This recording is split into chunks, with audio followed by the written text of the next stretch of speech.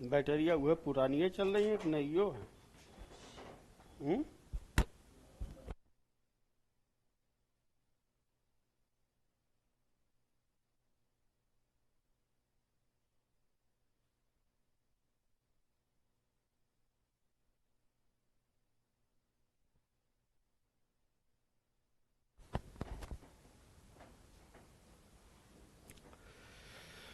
नमस्कार दोस्तों, आज हम लोग दबाव समूह प्रेशर ग्रुप के बारे में अध्ययन करेंगे।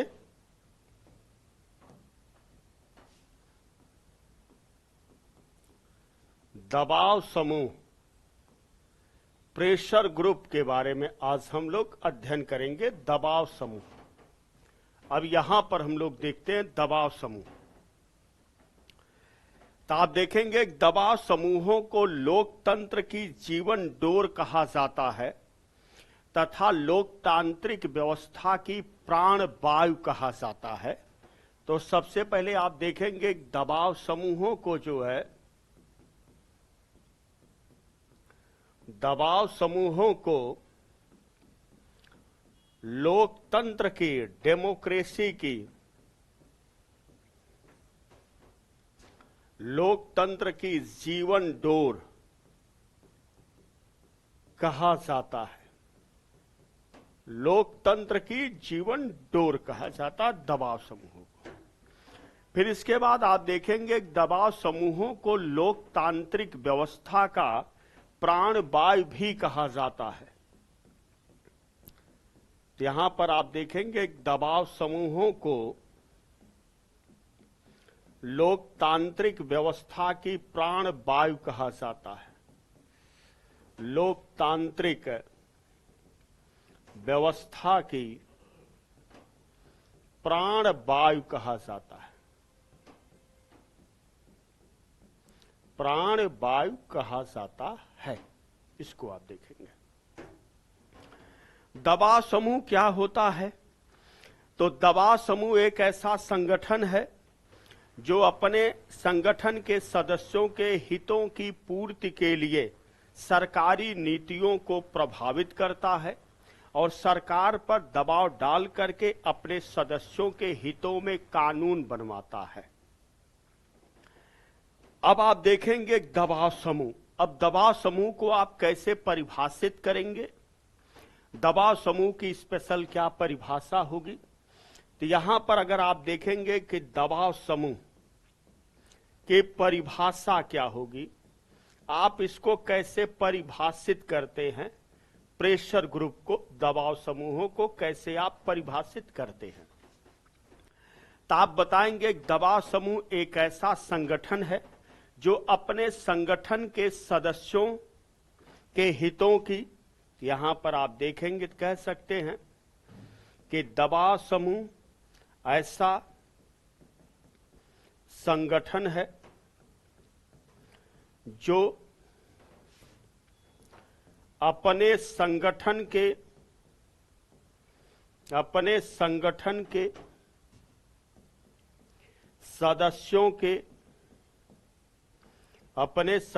के सदस्यों के हितों की पूर्ति के लिए, अपने संगठन के सदस्यों के हितों की पूर्ति के लिए सरकारी नीतियों को प्रभावित करते हैं। सरकारी नीतियों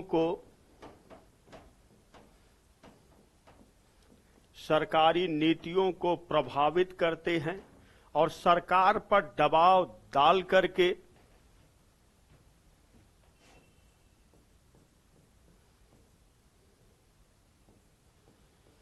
तथा सरकार पर दबाव डाल करके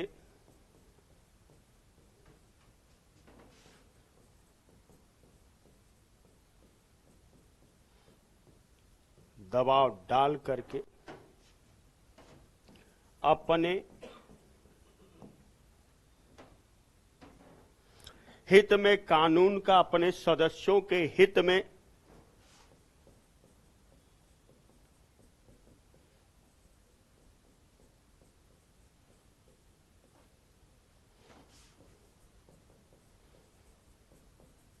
कानून का निर्माण कराते हैं।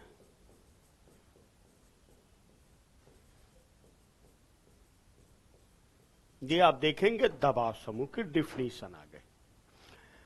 अब आप देखेंगे जैसे डिफिनीशन तो याद हो नहीं पाती है और ना ही एग्जाम में दबाव समूहों की परिभाषा पूछा जाएगा। सीधा सीधा आप दबाव समूह उसे बताएंगे कि जो अपने सदस्यों के हितों के लिए कार्य करे या अपने सदस्यों के हितों के लिए कानून का निर्माण कराए या अपने सदस्यों के हितों के लिए सरकार की नीतियों को प्रभावित करे। सीधा सीधा हम दबाव समूह इसी को बोलेंगे। यहां पर आप देखेंगे, यहां पर चीजों पर ध्यान देना होगा कि दबाव समूहों को लोकतंत्र की जीवन डोर भी कहा जाता, ये भी क्वेश्चन बना है। फिर दबाव समूहों को लोकतांत्रिक व्यवस्था की प्राण वायु भी कहा जाता है। दबाव समूह ऐसा संगठन है जो अपने संगठन के सदस्यों के हितों की पूर्ति के लिए सरकारी नीतियों को प्रभावित करते हैं तथा सरकार पर दबाव डाल करके अपने सदस्यों के हितों में कानून का निर्माण कराते हैं। अब यहां पर आपसे क्वेश्चन बनेगा, दबाव समूहों की उत्पत्ति किस देश से होती है और यह किस प्रकार की शासन व्यवस्था में पाए जाते हैं और किस प्रकार की शासन व्यवस्था में दबाव समूह सर्वाधिक सक्रिय होते हैं और दबाव समूहों का सबसे पहले व्यवस्थित अध्ययन कौन करता है। फिर इसके बाद अब यहां पर देखेंगे तो दबाव समूहों की उत्पत्ति कहां पर से होती है, तो दबाव समूहों की उत्पत्ति अमेरिका से होती है। दबाव समूहों का व्यवस्थित अध्ययन कौन करता है, तो दबाव समूहों का व्यवस्थित अध्ययन आर्थर ब्रंटले करता है। आर्थर ब्रंटले किस पुस्तक में करता है, द प्रोसेस ऑफ गवर्नमेंट में करता है। और यह पुस्तक कब आप देखेंगे तो आपको यह 1908 में दिखाई देगी। दबाव समूह सभी प्रकार की प्रणाली में पाए जाते हैं, ठीक। जबकि आप देखेंगे लोकतंत्र में दबाव समूह सर्वाधिक सक्रिय होते हैं। क्यों सक्रिय होते हैं, क्योंकि लोकतंत्र में संगठन बनाने की जो है अनुमति होती है, इसलिए सर्वाधिक जो है दबाव समूह लोकतंत्र में ही आपको सक्रिय दिखाई देंगे। अब यहां पर हम लोग देखते हैं दबाव समूहों की उत्पत्ति से बात आती है कि दबाव समूहों की उत्पत्ति की बात आती है। दबाव समूहों की उत्पत्ति पर हम लोग चलते हैं। यहां पर हम लोग देखते हैं दबाव समूहों की उत्पत्ति। अब यहां पर आपसे क्वेश्चन बनेगा, दबाव समूहों की उत्पत्ति कहां से होती है। जैसे आप राजनीतिक दल को देखेंगे तो राजनीतिक दल की उत्पत्ति कहां से होती है, ब्रिटेन से होती है। उसी प्रकार आप देखेंगे दबाव समूहों की उत्पत्ति कहां से होती है, तो यहां पर आपको दिखाई देगा कि दबाव समूहों की उत्पत्ति जो है, दबाव समूहों की उत्पत्ति अमेरिका से हुई, आपको मिलेगा अमेरिका से हुई। ये चीजें आपको दिखाई देगा कि दबाव समूहों की उत्पत्ति कहां से होती, अमेरिका से होती है।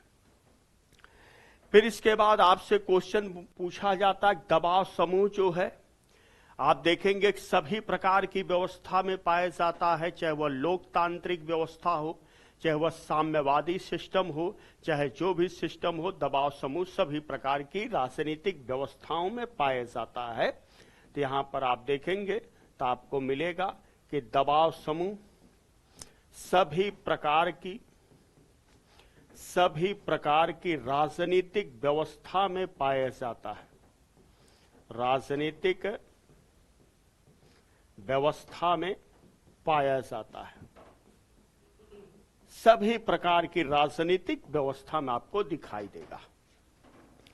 फिर इसके बाद देखेंगे दबाव समूह जो है सर्वाधिक सक्रिय कहां पर आपको दिखाई देंगे, तो दबाव समूह सर्वाधिक सक्रिय कहां पर होते हैं, इस चीज को आप देखेंगे तो आपको मिलेगा कि दबाव समूह जो है सर्वाधिक सक्रिय जो है आप देखेंगे तो दबाव समूह सर्वाधिक सक्रिय लोकतांत्रिक व्यवस्था में आपको दिखाई देगा।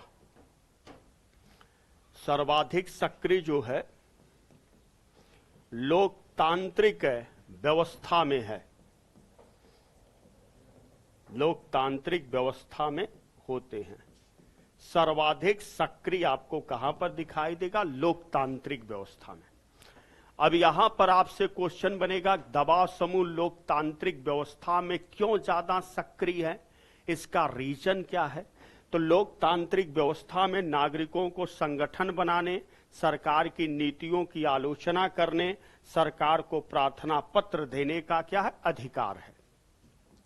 तो यहां पर आप देखेंगे तो आपको मिलेगा कि लोकतांत्रिक व्यवस्था में जो है, लोकतांत्रिक व्यवस्था में जनता को या नागरिकों को, लोकतांत्रिक व्यवस्था में नागरिकों को संगठन बनाने,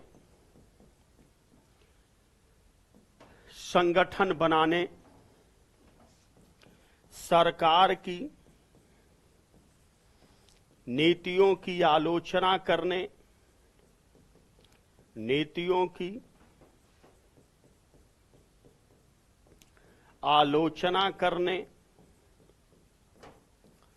तथा सरकार को प्रार्थना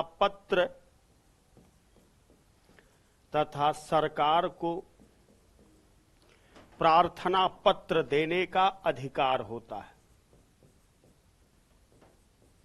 पत्र देने का अधिकार होता है। इसलिए आप देखेंगे कि लोकतांत्रिक व्यवस्था में दबाव समूह जो है सर्वाधिक सक्रिय आपको दिखाई देंगे। अगर आपसे क्वेश्चन पूछा जाए दबाव समूहों की उत्पत्ति से, तो दबाव समूहों की उत्पत्ति कहां से होती है? दबाव समूहों की उत्पत्ति अमेरिका से होती है। दबाव समूह सभी प्रकार की राजनीतिक व्यवस्था में आपको पाए जाते हैं, चाहे लोकतांत्रिक व्यवस्था हो, चाहे वह साम्यवादी व्यवस्था हो। दबाव समूह सर्वाधिक सक्रिय कहां पर दिखाई देंगे? लोकतांत्रिक व्यवस्था में सर्वाधिक सक्रिय दबाव समूह दिखाई देंगे। क्यों दिखाई देंगे? क्योंकि लोकतांत्रिक व्यवस्था में नागरिकों को संगठन बनाने, सरकार की नीतियों की आलोचना करने तथा सरकार को प्रार्थना पत्र देने का क्या होता? अधिकार होता है। अब यहां पर हम लोग देखेंगे कि दबाव समूहों का व्यवस्थित अध्ययन कौन करता है। तो यहां पर आप देखेंगे तो आपको मिलेगा कि दबाव समूहों का व्यवस्थित अध्ययन की बात आती है तो दबाव समूहों का व्यवस्थित अध्ययन आर्थर ब्रंटले करते हैं। आर्थर ब्रंटले करते हैं दबाव समूहों का व्यवस्थित अध्ययन, आर्थर ब्रंटले। अब आर्थर ब्रंटले किस पुस्तक में देखते हैं? तो आर्थर ब्रंटले की पुस्तक आती है द प्रोसेस ऑफ गवर्नमेंट। 1908 में दबाव समूहों के महत्व को स्वीकार किया है। अब यहां पर आप देखेंगे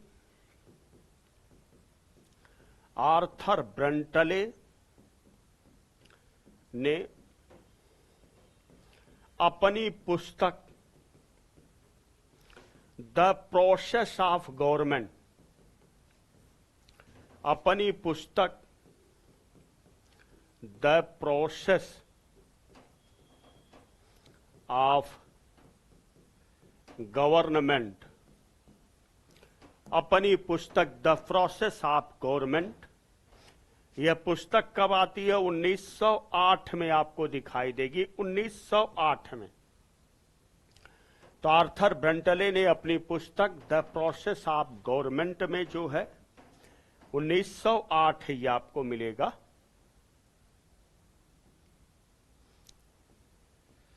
तो 1908 में दबाव समूहों को महत्व के स्वीकार करते हैं और राजनीतिक व्यवस्था का सबसे महत्वपूर्ण अंग बताया।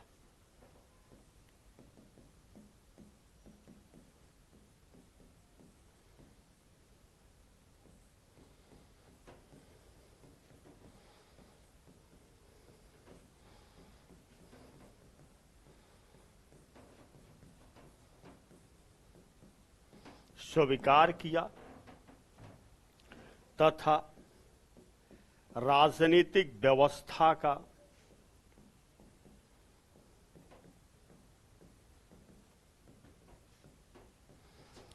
सबसे महत्वपूर्ण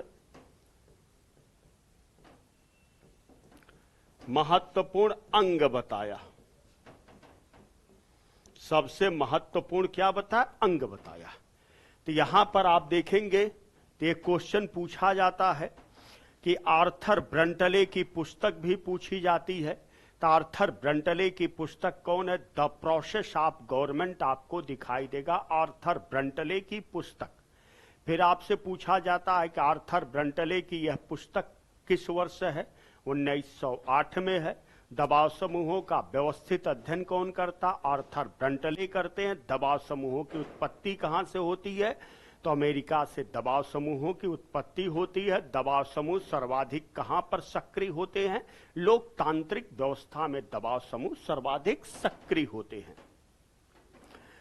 अब यहां पर आपसे क्वेश्चन पूछा जाता है कि दबाव समूहों पर कथन पूछा जाता है। सर्वाधिक कथन आप देखेंगे तो हम लोग चर्चा करते हैं दबाव समूहों के कथन पर आते हैं, और यह विशेष करके महत्वपूर्ण चीजें हो जाती हैं कि दबाव समूहों से संबंधित कथन पर हम लोग चलते हैं, और इसके बाद एक एक करके देखते हैं किसने क्या क्या कहा है दबाव समूहों से संबंधित। अब यहां पर आप देखेंगे तो आ जाता है कि दबाव समूहों से संबंधित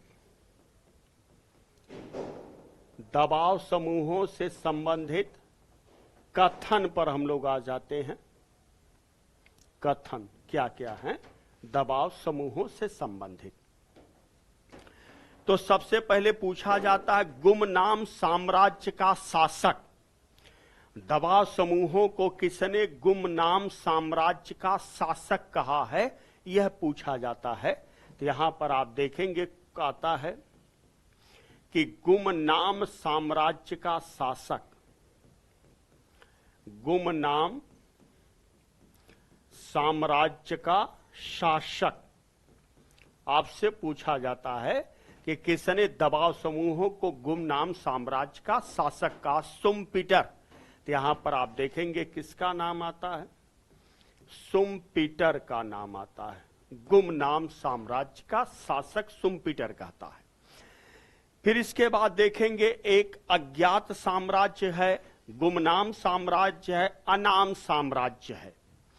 अब यहां पर एक क्वेश्चन आता, दबाव समूहों को अज्ञात साम्राज्य कौन कहता है या अनाम साम्राज्य कौन कहता है?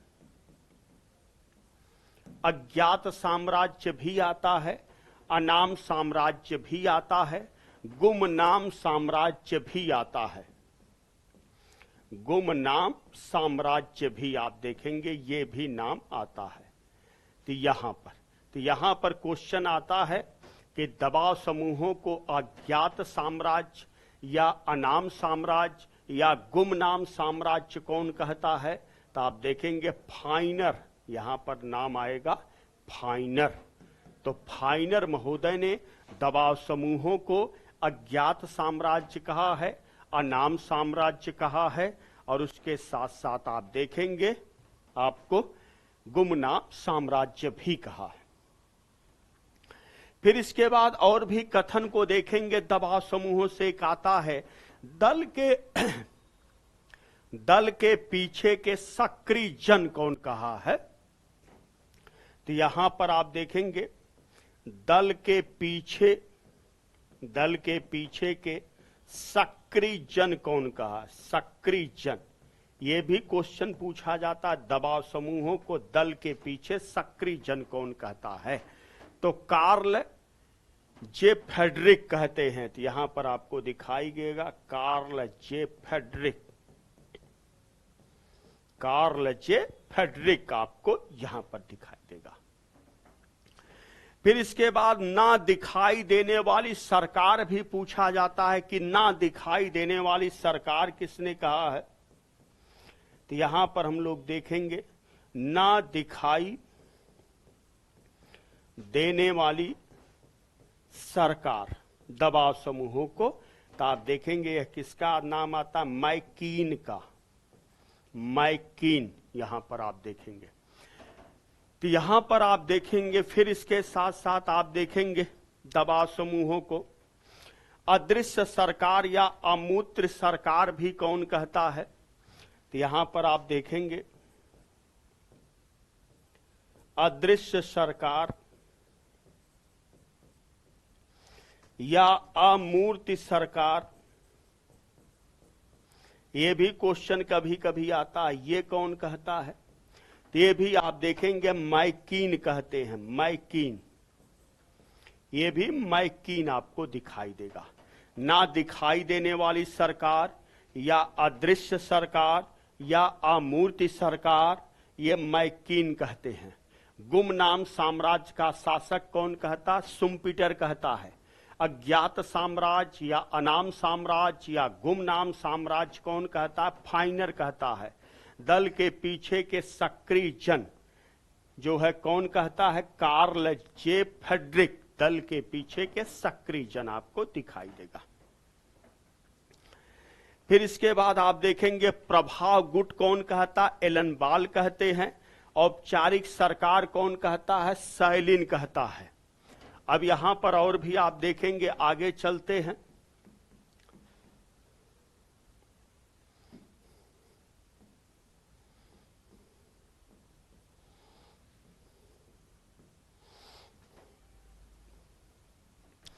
अब इसके बाद क्वेश्चन बनता है कि प्रभाव गुट कौन कहता, एलन बाल कहते हैं दबाव समूहों को, प्रभाव गुट।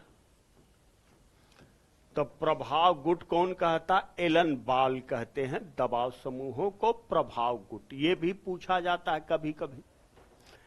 फिर इसके साथ साथ आप देखेंगे औपचारिक अनौपचारिक सरकार कौन कहता, सैनिल कहते हैं।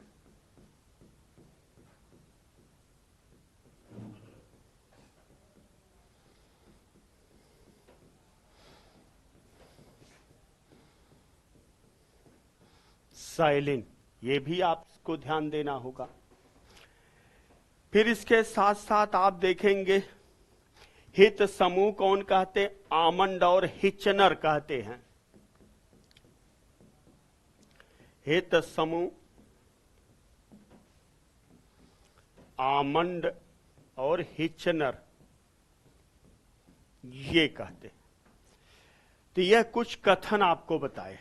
अब यहां पर क्वेश्चन बना कि एग्जाम में कौन कौन से इसमें सबसे ज्यादा पूछा जाता है। अब हम लोग उसको देखेंगे कि एग्जाम में सबसे ज्यादा कौन कौन पूछा जाता है।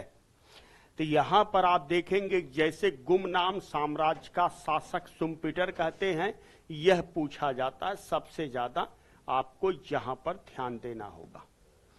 फिर इसके बाद अज्ञात साम्राज्य या अनाम साम्राज्य या गुमनाम साम्राज्य फाइनर कहते, ये आपसे पूछा जाने वाला स्टेटमेंट है। फिर ना दिखाई देने वाली सरकार या अदृश्य सरकार या अमूर्त सरकार, ये मैकीन का, ये आपसे पूछा जाता है।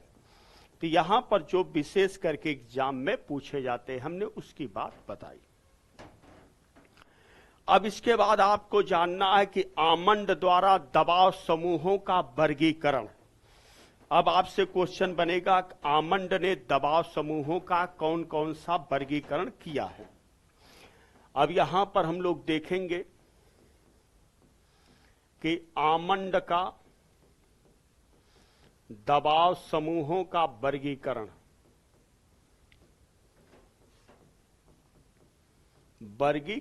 ये चीजें आपको दिखाई देंगे। आमंड का दबाव समूहों का वर्गीकरण।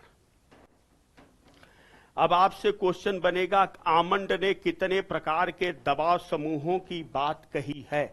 तो आमंड ने 4 प्रकार के दबाव समूहों की बात कही है। एक प्रदर्शनकारी दबाव समूह है, उसी को अप्रतिमानित दबाव समूह भी कहा जाता है, चमत्कारिक दबाव समूह कहा जाता है।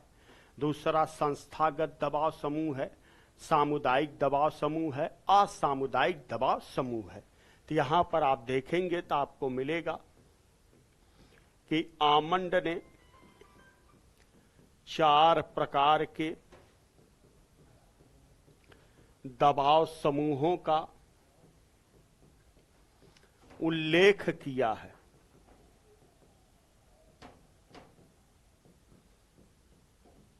चार प्रकार के दबाव समूहों का क्या किया? उल्लेख किया है। पहला आप देखेंगे संस्थागत आपको दबाव समूह दिखाई देगा। संस्थागत दबाव समूह आपको दिखाई देगा। संस्थागत दबाव समूह। फिर इसके बाद दूसरा आता है प्रदर्शनकारी दबाव समूह। आप देखेंगे या इसी को बोला जाता है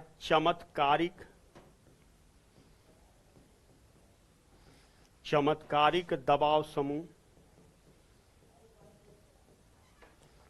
या इसी को बोलते हैं अप्रतिमानित दबाव समूह।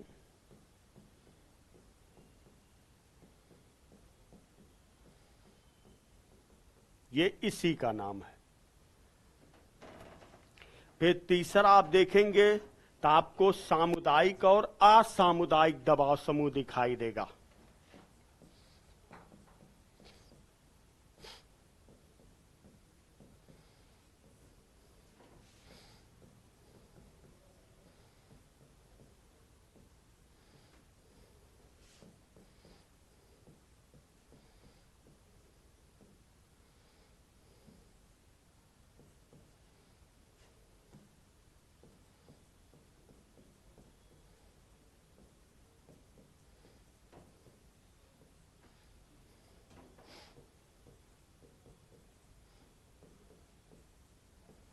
ये चीजें आपको दिखाई देंगे। तो यहां पर आपने देखा कि आमंड ने चार प्रकार के दबाव समूहों का उल्लेख किया है। पहला आपको संस्थागत दबाव समूह दिखाई देगा, प्रदर्शनकारी या चमत्कारिक दबाव समूह या अप्रतिमानित दबाव समूह, सामुदायिक दबाव समूह, असामुदायिक दबाव समूह। ये चार प्रकार के दबाव समूह आपको देखने को मिलेंगे। अब यहां पर क्वेश्चन बनता है कि संस्थागत दबाव समूह कौन है? तो संस्थागत दबाव समूह राजनीतिक दलों में पाए जाते हैं, विधानमंडलों में पाए जाते, सेना और नौकरशाही में सक्रिय होते हैं। अब यहां पर हम लोग देखते हैं संस्थागत दबाव समूह की बात आती है। अब यहां पर बात आती है संस्थागत दबाव समूह। अब हम लोग देखेंगे कि ये जो संस्थागत दबाव समूह हैं ये कहां कहां पर पाए जाते हैं। तो आप देखेंगे संस्थागत दबाव समूह राजनीतिक दलों में देखने को मिलेंगे, विधानमंडलों में देखने को मिलेंगे, सेना में देखने को मिलेंगे, नौकरशाही में देखने को मिलेंगे। अब यहां पर आप देखेंगे कि जो संस्थागत दबाव समूह हैं, संस्थागत दबाव समूह विधानमंडल में मिलते आपको दिखाई देगा। विधानमंडलों में, राजनीतिक दलों में, राजनीतिक दलों में आपको दिखाई देगा, सेना में, नौकरशाही में, नौकरशाही में आदि में पाए जाते हैं।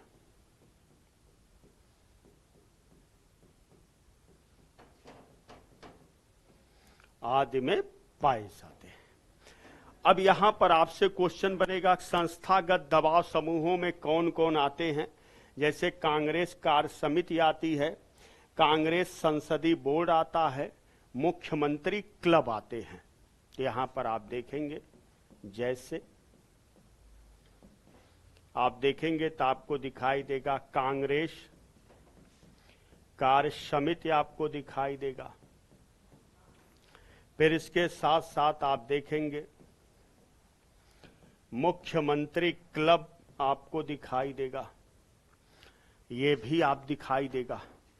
फिर इसके साथ साथ देखेंगे कांग्रेस संसदीय बोर्ड आपको दिखाई देगा।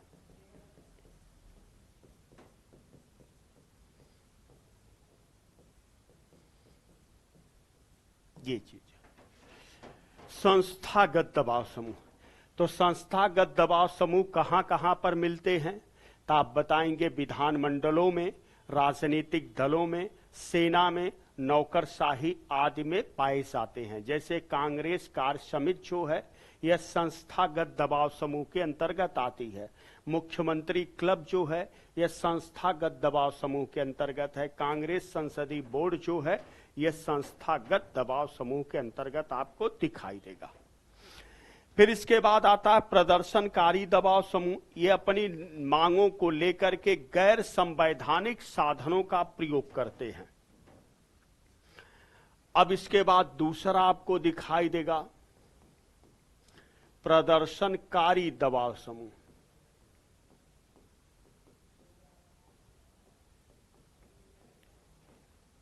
या इसी को हम बोलते हैं चमत्कारिक दबाव समूह, या इसी को बोला जाता अप्रतिमानित दबाव समूह।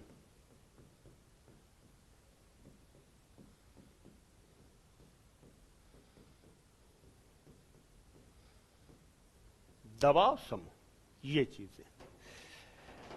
अब यहां से आप देखेंगे कि इससे एक क्वेश्चन पूछा जाता है, कौन सा ऐसा दबाव समूह है जो हिंसा की बात करता है, धरना की बात करता है, प्रदर्शन की बात करता है। तो आपको यही दिखाई देगा प्रदर्शनकारी दबाव समूह। तो आप देखेंगे कि ये जो प्रदर्शनकारी दबाव समूह हैं, प्रदर्शनकारी दबाव समूह अगर आप देखेंगे, कारी दबाव समूह, तो प्रदर्शनकारी दबाव समूह गैर संवैधानिक साधनों का प्रयोग करते हैं। तो यहां पर आप देखेंगे तो आपको दिखाई देगा कि गैर संवैधानिक साधनों का प्रयोग करते हैं। गैर संवैधानिक साधनों का प्रयोग करते हैं। अब गैर संवैधानिक साधन में कौन कौन सा आएगा, जैसे धरना है, हड़ताल है, रैली है, विरोध दिवस है, अनशन है, घेराव है, आवागमन रुद्ध है। अब यहां पर आप देखेंगे जैसे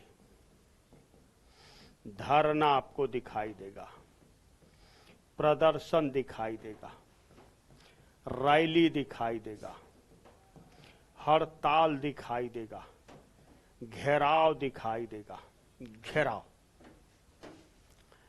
फिर इसके साथ साथ विरोध है भी देखेंगे, अनशन देखेंगे, तो यहां पर आपको दिखेगा विरोध भी दिखेगा। फिर उसके साथ साथ अनशन भी दिखेगा, आवागमन अवरुद्ध भी दिखेगा।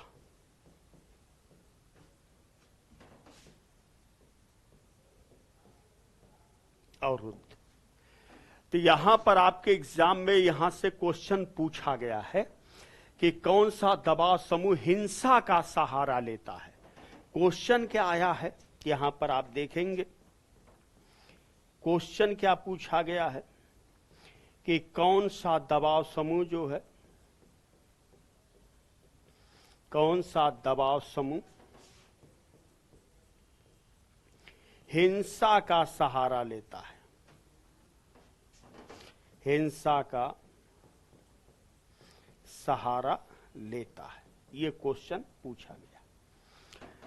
अब आप देखेंगे कि अगर क्वेश्चन आ जाए कि कौन सा दबाव समूह हिंसा या गैर संवैधानिक साधनों का प्रयोग करेगा, तो आपका उत्तर क्या होगा, प्रदर्शनकारी दबाव समूह।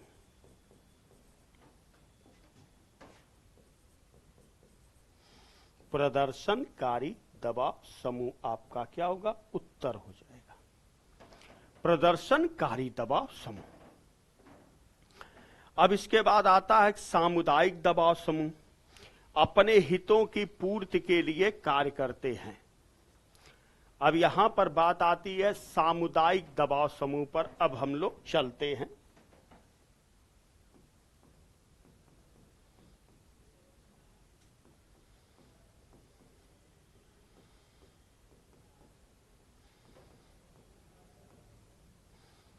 सामुदायिक दबाव समूह, इसकी अब बात आती है।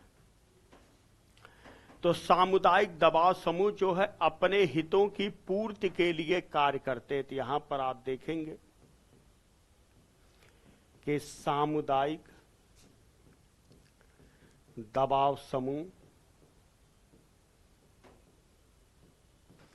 अपने हितों की पूर्ति के लिए, अपने हितों की पूर्ति के लिए कार्य करते हैं। सामुदायिक दबाव समूह। अब इसके बाद क्वेश्चन आता है कि सामुदायिक दबाव समूह के अंतर्गत कौन कौन से आते हैं। तो आप देखेंगे श्रमिक संघ आता है, व्यवसायिक संघ है, कृषक समुदाय है, छात्र समुदाय है। ठीक इस तरह के आपको दिखाई देंगे। तो यहां पर आप देखेंगे जैसे, तो आपको दिखाई देगा कृषक संघ है।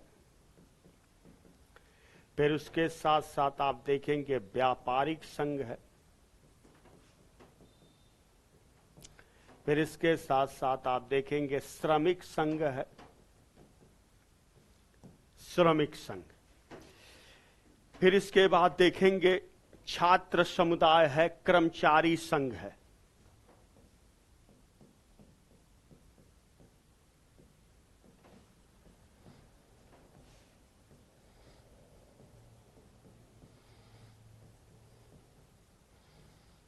ये चीज है। ये सभी किसके अंतर्गत आएंगे? सामुदायिक दबाव समूह के अंतर्गत आपको मिलेगा। तो सामुदायिक दबाव समूह अपने हितों की पूर्ति के लिए कार्य करते हैं। जैसे कृषक संघ है, व्यापारिक संघ है, श्रमिक संघ है, छात्र समुदाय है, कर्मचारी संघ आपको दिखाई देगा। फिर इसके बाद देखेंगे एक आता है असामुदायिक दबाव समूह। अब इसके बाद हम लोग चर्चा करते हैं असामुदायिक दबाव समूह पर आ जाती है बात।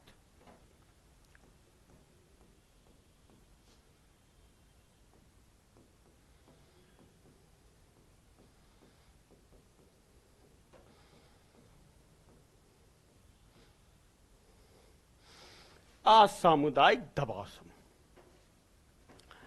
तो ऐसे दबाव समूह जो धर्म, जाति, रक्त संबंध अथवा अन्य किसी परंपरागत लक्षण के आधार पर आधारित होंगे। तो हम यहां पर देखेंगे कि ऐसे दबाव समूह जो जाति, धर्म, जाति, धर्म, रक्त संबंध है,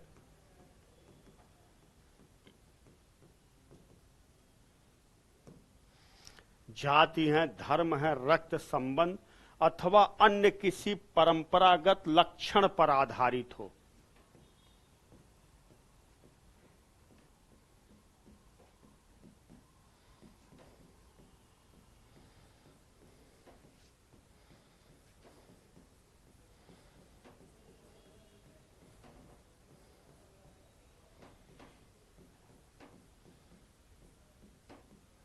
आधारित हो, उसी को हम बोलेंगे असामुदायिक दबाव समूह। जैसे धार्मिक समुदाय आपको दिखाई देगा, जाति समुदाय दिखाई देगा, भाषागत समुदाय दिखाई देगा, सिंडिकेट दिखाई देगा, गांधीवादी संघ दिखाई देगा।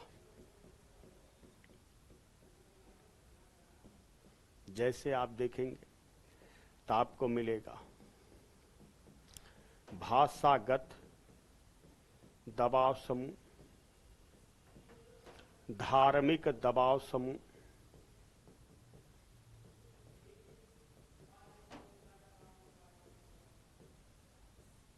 धार्मिक दबाव समूह, भाषागत दबाव समूह, जातिगत समुदाय,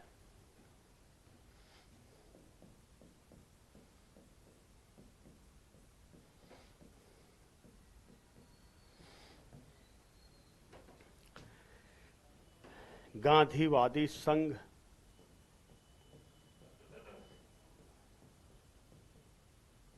ये चीजें आपको दिखाई। असामुदायिक दबाव समूह, तो ऐसे दबाव समूह जो जाति, धर्म, रक्त संबंध अथवा अन्य किसी परंपरागत लक्षण पर आधारित होगा, उसी को हम बोलेंगे असामुदायिक दबाव समूह। अब इसके साथ साथ कुछ अन्य तथ्यों को हम लोग देखेंगे कि दबाव समूह जो है कौन कौन से तरीके अपनाते हैं, या दबाव समूहों के कार्य करने की पद्धति क्या है, उसको हम लोग देखेंगे। दबाव समूह कैसे कैसे कार्य करते हैं। तो सबसे पहले एक क्वेश्चन आता है कि दबाव समूहों और राजनीतिक दलों में अंतर क्या होता है। तो जो राजनीतिक दल होते हैं वह विशेष करके संवैधानिक साधनों का ही प्रयोग करते हैं, जबकि दबाव समूह संवैधानिक और गैर संवैधानिक दोनों साधनों को क्या करते हैं, अपना लेते हैं। तब यहां पर हम लोग देखेंगे दबाव समूहों की कार्य पद्धति क्या है, उस पर हम लोग आ जाते हैं।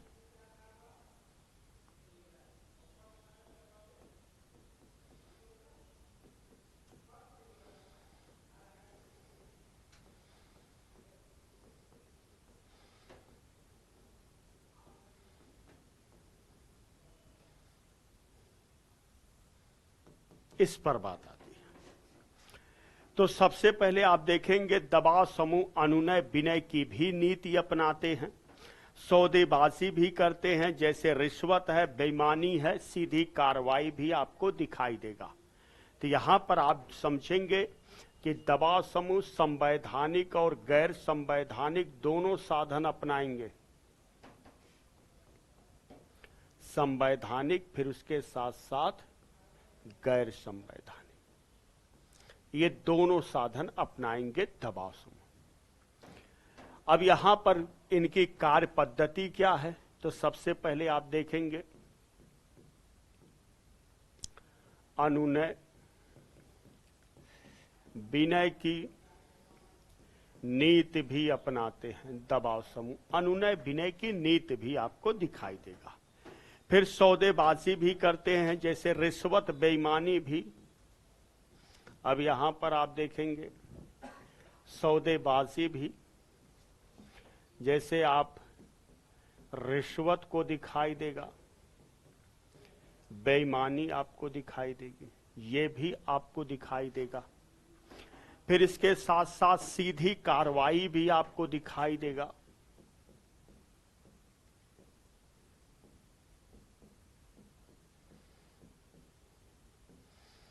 सीधी कार्रवाई भी दबाव समूह करते हैं। फिर इसके साथ साथ एक देखे होंगे अमेरिका में सर्वाधिक सक्रिय होता लॉबी।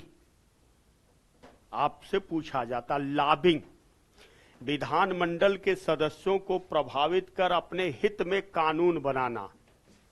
तो यहां पर आप देखेंगे लॉबिंग, या कहीं कहीं पर लिखा रहता लॉबी प्रचार। यह सबसे ज्यादा अमेरिका में आपको सक्रिय दिखाई देगा। विधानमंडल के सदस्यों को प्रभावित करके अपने हित में कानून बनाना होता है।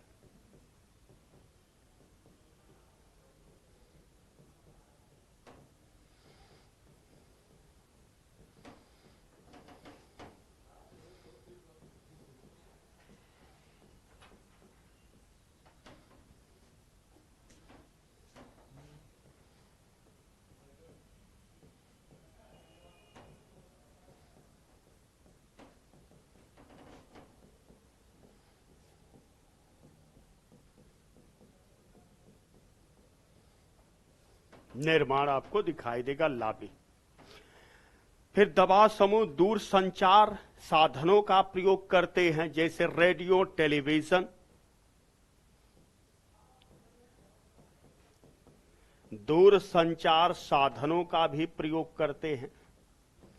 दूर संचार साधनों में जैसे आप देखे होंगे रेडियो का भी प्रयोग करते हैं, टेलीविजन का भी प्रयोग करते हैं, टेलीविजन। फिर इसके साथ साथ आप देखे होंगे आंकड़े प्रकाशित करना। तो आप देखेंगे नीतियों को प्रभावित करने के लिए आंकड़े भी प्रकाशित करते हैं। नीतियों को प्रभावित करने के लिए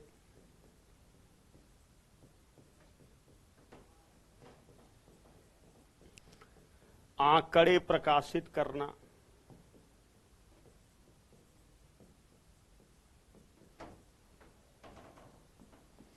ये भी दबाव समूह आप देखेंगे, आंकड़े भी दबाव समूह प्रकाशित करते हैं।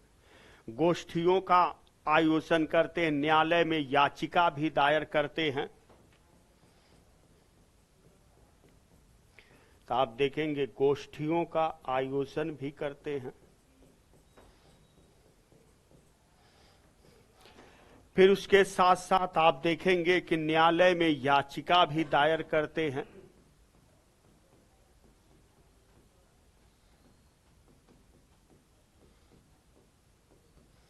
याचिका दायर करना यहां पर भी आपको दिखाई देगा। फिर इसके साथ साथ संसद सदस्यों के मनोनयन में भी रुचि निभाते हैं। संसद सदस्यों के मनोनयन में भी रुचि दिखाते हैं। मनोनयन में रुचि भी आप देखेंगे, ये भी आपको देखने को मिल जाएगी। फिर इसके साथ साथ संवैधानिक और गैर संवैधानिक दोनों साधनों का प्रयोग करेंगे। गैर संवैधानिक और संवैधानिक दोनों साधन का प्रयोग करेंगे। दोनों साधनों का प्रयोग आपको दिखाई देगा। संवैधानिक और गैर संवैधानिक दोनों आपको दिखाई देगा। फिर इसके साथ साथ अपने समर्थित व्यक्तियों को चुनावों में दलीय प्रत्याशी मनोनीत करते हैं। अपने समर्थित सदस्यों को दलीय प्रत्याशी चुनाव के समय जो है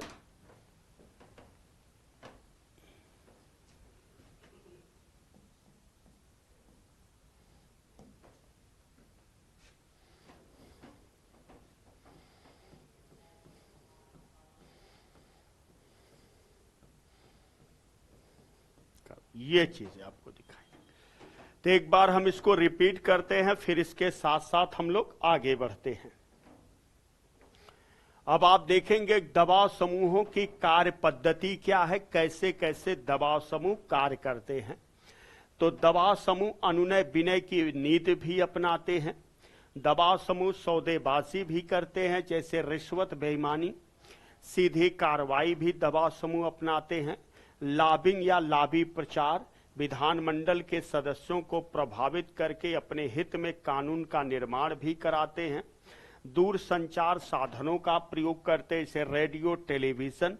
नीतियों को प्रभावित करने के लिए आंकड़े भी प्रकाशित करते हैं। गोष्ठियों का भी आयोजित करते हैं दबाव समूह। फिर इसके बाद न्यायालय में याचिका भी दायर करते हैं दबाव समूह। संसद सदस्यों के मनोनयन में रुचि भी निभाते हैं दबाव समूह। गैर संवैधानिक संवैधानिक दोनों साधनों का भी प्रयोग करते हैं। अपने समर्थित सदस्यों को दलीय प्रत्याशी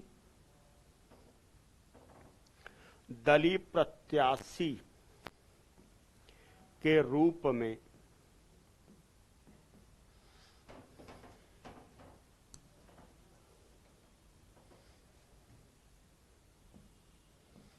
चुनाव के समय मनोनीत करवाना।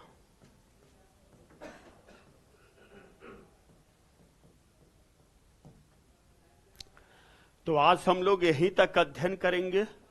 अब इसके बाद हम लोग फिर कल मिलते हैं।